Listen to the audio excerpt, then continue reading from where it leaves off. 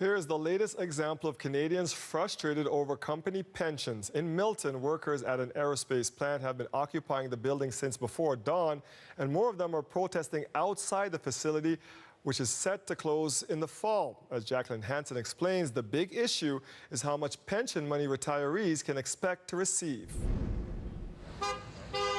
Outside the Northstar plant, more than 100 Unifor members blocked entrances and prevented the plant from operating, all in an attempt to protect workers' pensions. We're going to hang around as long as we have to. Concerned that 50 retirees and 200 current workers could potentially face smaller monthly pension payouts than they had hoped for. It's about a $6 million shortfall.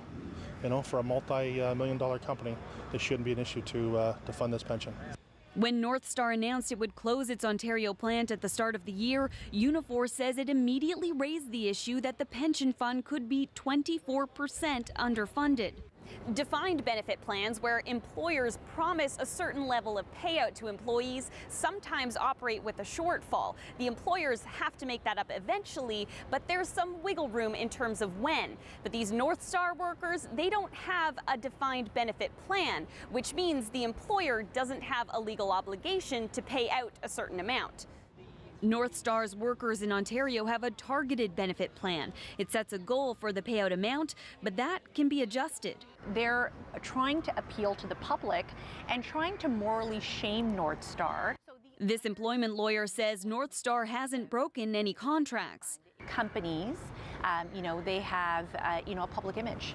And at the end of the day, this is not a company, this is a company that is shutting down their Milton plant. They're opening up in Chicago.